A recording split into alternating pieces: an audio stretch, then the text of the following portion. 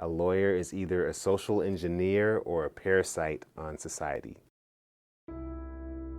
My name is Justin Hansford. I am the Executive Director of the Thurgood Marshall Civil Rights Center. I'm also a professor of law here at Howard Law School. The Thurgood Marshall Civil Rights Center is designed to be the flagship center for the study and practice of civil rights law, human rights law and advocacy, and racial justice work at Howard University. The center is only 2 years old. We've been doing this type of work for many years. From the beginning, our mission has been grounded in helping Black people. And the center takes all of our energy and all of our focus, like I said, which was already there, and focuses it to more explicitly articulate a strategy for, in a coordinated way, bringing about social change and human rights and civil rights.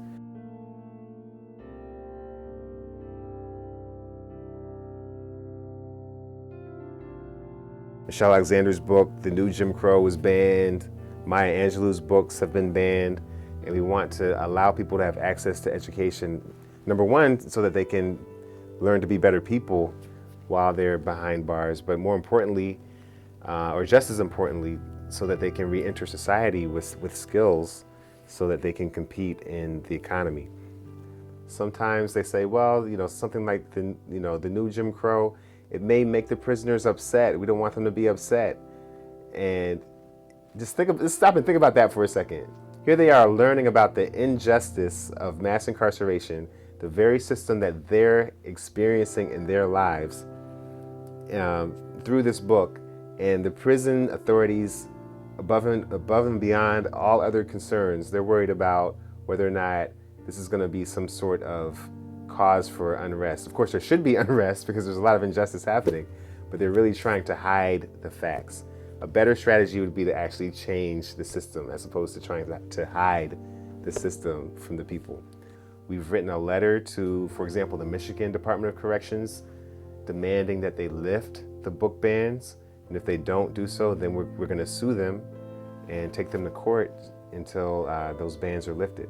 So those are the types of things you can do when you have resources and lawyers who are interested in fighting for social justice. There's a unique history of Black lawyers in America that is significant and important. We've had Black lawyers in this country for over 150 years. Even during slavery, there were Black people who were able to become members of the bar. I decided when I was a teenager that I really wanted to help Black people and fight for justice.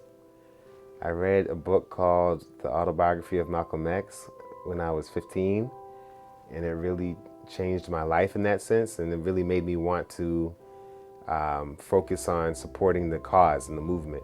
So it's easy to say, well, what's the point of it all if we're not moving in a straight line towards progress, but we're always going up and down and back and forth? What's the point of it all?